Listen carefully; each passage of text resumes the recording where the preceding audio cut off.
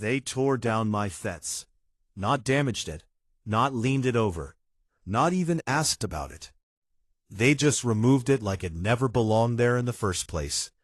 And the strange part wasn't even the missing wood. It was the silence. Like they genuinely thought I wouldn't notice.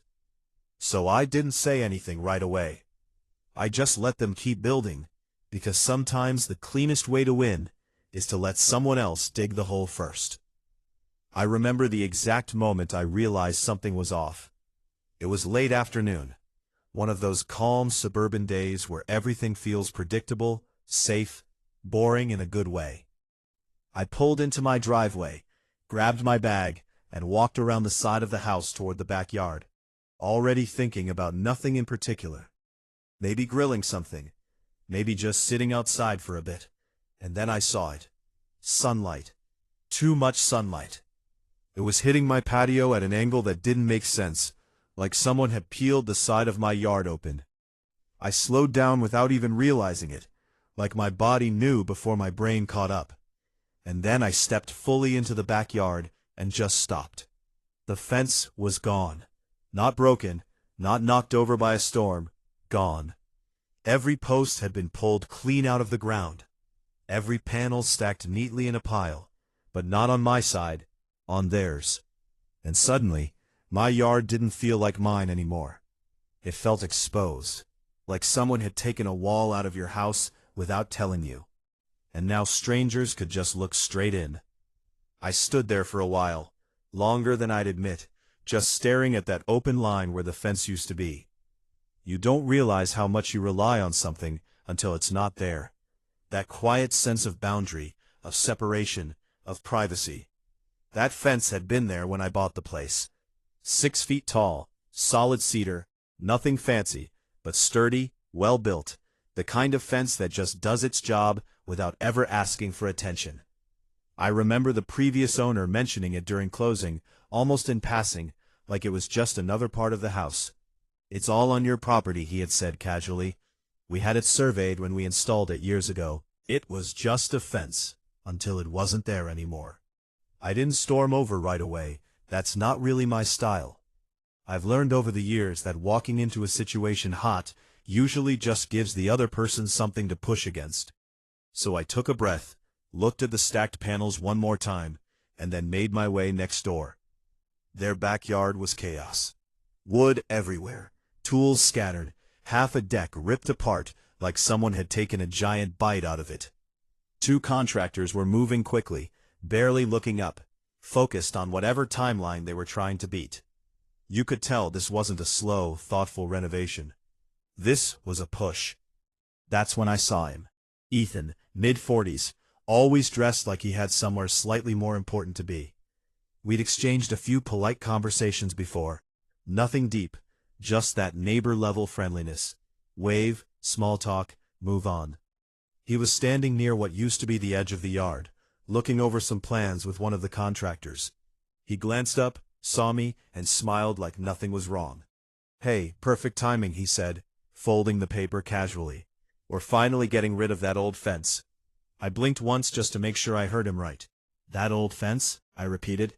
"Yeah," he said, gesturing vaguely behind him. "It was falling apart anyway. Figured we'd replace it while we're redoing the deck. Clean everything up, make it look more modern." There it was. Modern. That word always shows up right before someone crosses a line they don't think matters. I tilted my head slightly. "You mean my fence?" His smile didn't disappear, but it shifted just a little. "Well, it's kind of shared, right?" And that's the moment everything became clear. This wasn't a mistake. This was an assumption. I kept my voice even. "It's not shared." He shrugged like we were discussing paint colors. "It's right on the line." "Do you have a survey?" I asked. He didn't answer that. Instead, he glanced back at the construction, then at me like he was trying to keep things moving forward without getting stuck in details. "We're putting in a horizontal slat fence," he said. "It'll look a lot cleaner.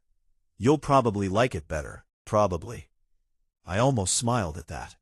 There's something about the way people say better when they really mean what I want. I nodded slowly, like I was considering it. "That's great," I said.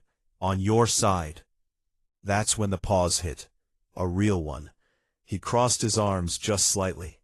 Not aggressive, but enough to signal this wasn't going the way he expected. "Look," he said, a little more direct now. "It needed replacing anyway." I glanced past him at the empty stretch where my fence used to be.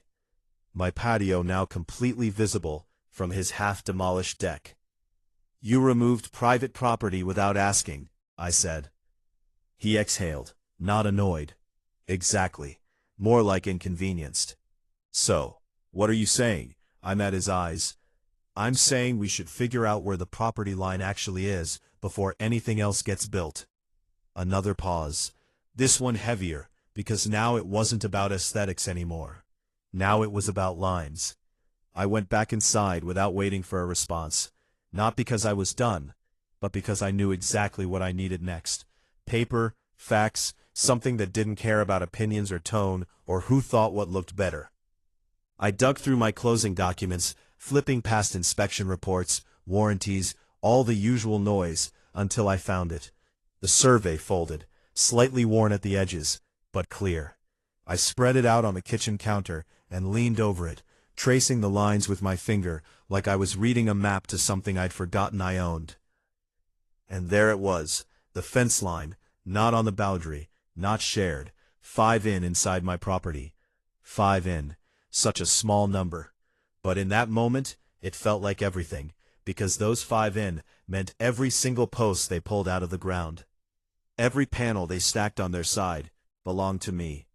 And suddenly, this wasn't a misunderstanding anymore. It was a decision they made without me.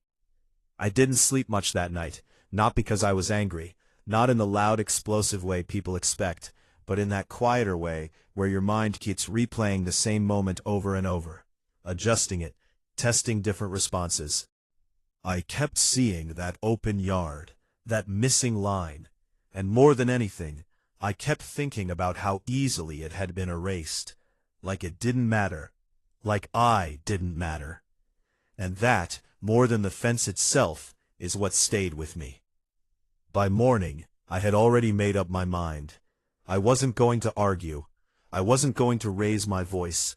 I was going to be precise, measured, and very, very difficult to ignore. I picked up the phone and called a surveyor before I even made coffee. If there was going to be a line drawn, I wanted it drawn in something that couldn't be debated. Bright, permanent, undeniable. And as I hung up the call, I glanced out the window toward the backyard, where my space still sat wide open, exposed like an unfinished sentence. That was fine. Let it stay open for now. Because if they thought removing that fence was the end of the story, they hadn't even seen the beginning yet. The surveyor showed up earlier than I expected, which honestly felt like the first small win in a situation that hadn't offered many yet. His name was Daniel, late 50s, sun-worn face, the kind of guy who didn't waste words because he didn't need to. He walked the perimeter with a quiet confidence, carrying his equipment like it was an extension of him, not a tool. No small talk, no curiosity about the drama next door, just work. And I appreciated that, because at that point I didn't need sympathy, I needed clarity. I stood off to the side while he measured, drove markers into the ground, checked his readings twice.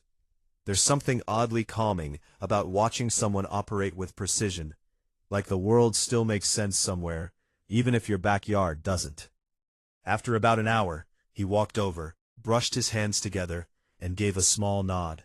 "Your line's here," he said, pointing to a spot that unsurprisingly sat a few inches beyond where the old fence posts had been pulled. "How far?" I asked. "Just under 5 in inside," he replied. "Fence was fully on your property." I let that settle for a second, even though I already knew. "Can you mark it clearly?" I said. He gave me a look, not annoyed, just confirming. "You want it visible?" I met his eyes. "Very." By early afternoon, bright orange stakes ran along the length of my yard, connected by a thin line that cut cleanly through the space where the fence used to stand. It wasn't subtle. It wasn't meant to be. It was a statement. And statements tend to get attention. It didn't take long. I heard the back door next door slide open, Then footsteps, quick once. I didn't turn right away. I just stood there looking at the line, letting the moment breathe. "What is this?" a voice called out. I turned then. Ethan was walking toward the stakes, his expression already tight, like he knew the answer, but didn't like it. "That," I said calmly, "is the property line." He stopped just short of the string, looking down at it like it had personally offended him. "That can't be right." "It is," I said. He let out a short laugh, not amused, more like disbelief, trying to cover irritation. "We've always treated that fence as the boundary." "Treating something as true," I said, "doesn't make it true." That landed. You could see it in the way his jaw shifted slightly, the way his posture stiffened just a bit more. He glanced back toward his half-built deck, then at the stakes again. "This is going to mess things up," he muttered, more to himself than to me. I didn't respond because now we were finally talking about the same thing. Not opinions, consequences. Over the next hour, I watched something interesting happen. The contractors who had been moving fast all morning started slowing down. Not dramatically, not all at once, but enough to notice. They kept glancing at the line, at Ethan, at the measurements they'd already started working from. One of them eventually walked over to him, spoke quietly. I couldn't hear the words, but I didn't need to. When uncertainty enters a job site, it spreads fast. And uncertainty had just been staked into the ground, bright orange. Ethan came back over a little later, this time less casual, more focused. "So, what are you trying to do here?" he asked. There it was. "Now what is this?" Not as it accurate. "What are you trying to do?" I folded my arms loosely, mirroring his earlier stance without even thinking about it. "I'm documenting the actual boundary," I said. "Before anything permanent gets built." He shook his head slightly. "We're already in the middle of construction. I can see that. We've got permits, timelines, crews scheduled." I nodded once. "Then it's probably important that everything lines up with the correct property line." That pause again, the one where logic corners emotion. He looked at me for a long second like he was trying to decide whether this was going to be a fight or something else.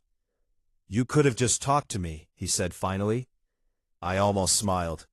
"I did," I said yesterday. That one hit harder because now we were both remembering the same conversation, just from very different sides. The rest of the afternoon moved in this strange, suspended way. Work didn't fully stop, but it didn't continue with confidence either. Measurements were rechecked.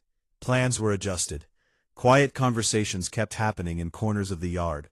And through all of it, that line stayed exactly where it was, unmoved, unarguable. I went inside around sunset, made dinner I barely tasted, and sat at the kitchen table longer than I needed to. Not because I was unsure, but because I knew this wasn't over. Not even close. Lines once drawn have a way of forcing decisions, and something told me Ethan wasn't the kind of person who liked being forced into anything. The next morning proved that instinct, right? Construction started early again, louder this time, more deliberate. It felt almost defiant, like pushing forward might somehow erase the problem if they move fast enough. But speed doesn't change facts. It just makes mistakes happen quicker. Around mid-morning, I made a call. Not dramatic, not emotional, just precise. Question to the city building department. One that didn't accuse anyone of anything, didn't demand action, just requested clarification. "If a deck expansion is underway," I said, "and the adjacent boundary reference has been altered, does that require verification of setback compliance before continuing?" There was a pause on the other end, the kind where someone is mentally flipping through rules they know matter. "Yes," the woman said. "If the reference point has changed, the setback needs to be re-verified." "Thank you," I said, and hung up. That was it. No complaint, no report, just a question. Placed in the right place. 2 days later, a city inspector showed up. No sirens, no warning, just a truck pulling up mid-morning. A man stepping out with a clipboard, and that unmistakable presence of someone who doesn't care about anyone's schedule but his own. His name was Harris, according to the badge clipped to his shirt. Early 60s. Calm eyes, steady movements. The kind of person who had seen every version of this isn't a big deal, and knew exactly when it was. Ethan met him halfway across the yard, already talking before Harris even finished introducing himself.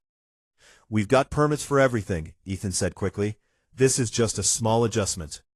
Harris held up a hand. "Not rude, just firm. Let me take a look first." And just like that, control shifted. I stayed on my side near the edge of the patio, not hiding, but not inserting myself either. This wasn't about me anymore. This was about process. Harris walked the line slowly, eyes moving from the orange stakes to the deck framing, then back again. He pulled out a measuring tape, took a few readings, wrote something down, then did it again from a different angle. No rush, no assumptions, just verification. At one point he crouched near one of the old post holes, the ones that hadn't been fully covered yet. He studied it for a moment, then looked back at the line. "You removed a fence from here?" he asked. Ethan hesitated just for a second. "It was old," he said. "We're replacing it." Harris nodded slightly, like he'd heard that exact sentence 100 times before. "Was it used as a boundary reference?" he asked. Another pause, because now the answer mattered. "I mean, yeah," Ethan admitted. Basically, Harris stood up, dusted his hands off, and looked at the deck again, this time with a little more focus. He walked over to the framing, measured the distance from the edge of the structure to the staked line, then checked his notes. "All right," he said finally, his tone even. "Until the property line is formally re-verified and any boundary structures are properly re-established, this work can't continue." Silence, not loud, not explosive, just heavy. Ethan blinked. "What do you mean, can't continue?" "I mean," Harris said calmly, "I'm issuing a temporary stop work order on this section." And there it was. Not an argument, not a warning, a decision. You could feel the shift immediately. The contractors stopped moving altogether this time. One of them set his tools down slowly, like he already knew what came next. Another just stepped back, hands on hips, looking at the half-built deck like it had suddenly become someone else's problem. Because in a way, it had. Ethan ran a hand through his hair, pacing once across the yard, before turning back. "This is going to cost me," he said, frustration finally breaking through. Harris didn't react to that. "Once the boundary is confirmed, and any required corrections are made," he said, "you can request a re-inspection." Then he handed over the paperwork. Clean, official, final. I watched the whole thing without saying a word. Not because I didn't have anything to say, but because I didn't need to.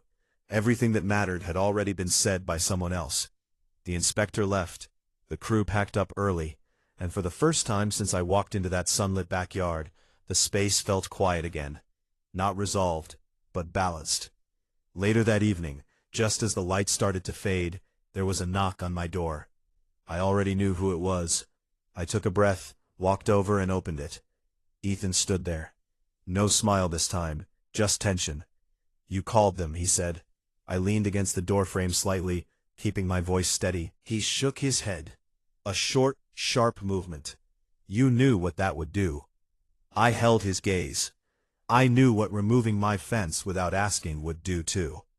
That landed harder than anything else so far, because now we weren't talking about process anymore.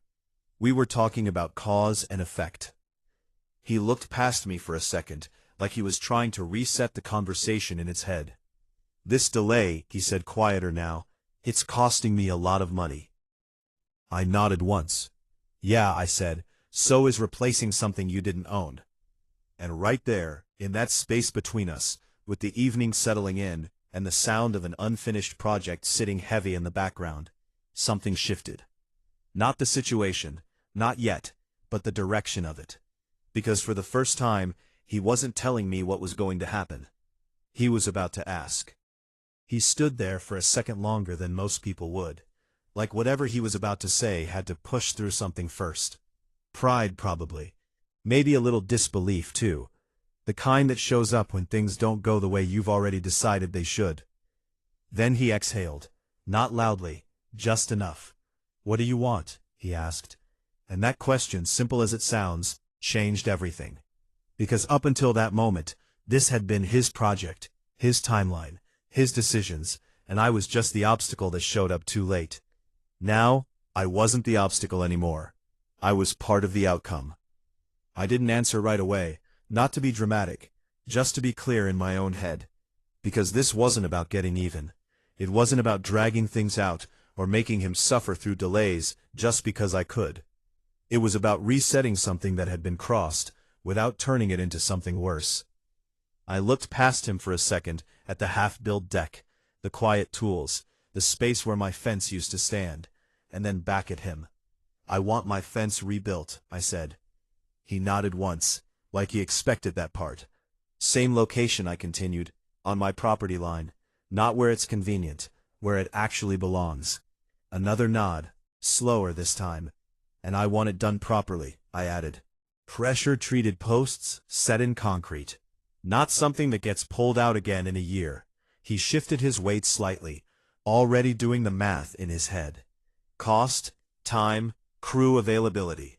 And I said, holding his attention, "I want a written agreement that no boundary structures get altered again unless we both agree."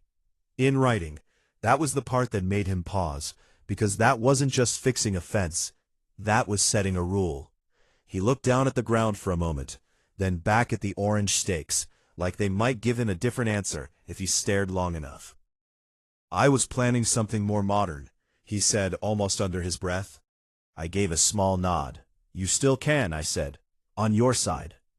That hung in the air for a second, and for the first time since this started, there was something close to understanding in his expression. Not agreement yet, but acceptance starting to form. "All right," he said finally. Just one word, but it carried weight. The next couple of days were quiet. No construction noise, no rushed movements, no sense of urgency bleeding over the fence line, or where the fence line used to be. Just space, time to reset. I think we both needed that, because conflicts like that, they don't just exist in the moment.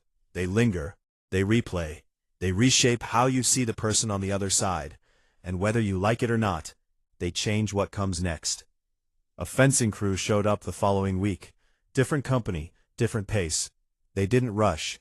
They measured twice, sometimes 3 times, checked the stakes, confirmed the line, asked questions before doing anything permanent.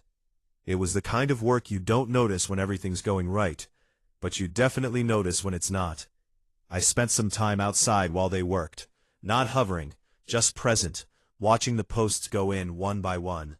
Deeper this time, set into concrete that would hold.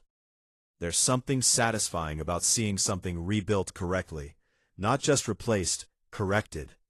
Ethan came out a few times during the process, but our conversations were minimal, polite, careful, like two people who had already said everything important and didn't need to revisit it. At one point, he stood near the new posts, hands in his pockets, looking at the line. "They're putting it exactly on the stakes," he said. I nodded. "That's the idea." He gave a small, almost reluctant smile. "It's precise." "Yeah," I said, "it is." By the end of the second week, the fence was complete. 6 feet tall again. Solid cedar, clean lines, evenly spaced boards. Familiar but better, stronger, anchored, and most importantly, exactly where it was supposed to be. I walked the length of it that evening, running my hand lightly along the wood, not because I needed to check the work, but because I wanted to feel the boundary again. That quiet separation, that sense of space being mine.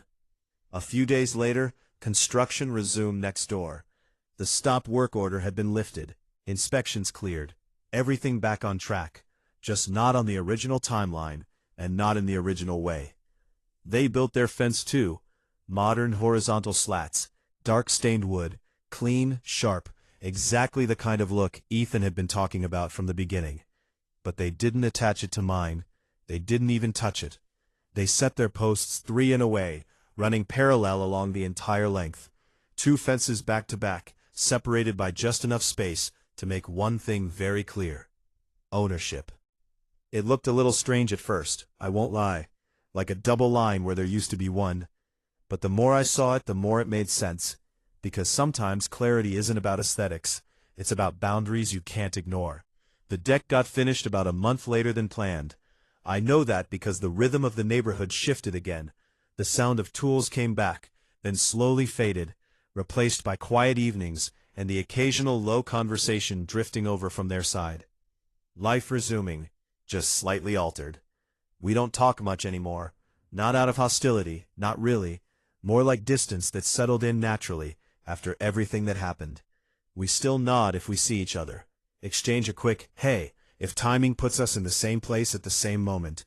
But that easy surface-level neighbor friendliness from before, it's gone. Every now and then, I catch myself looking at that narrow gap between the two fences. 3 inches. That's all it is. But it represents a lot more than that.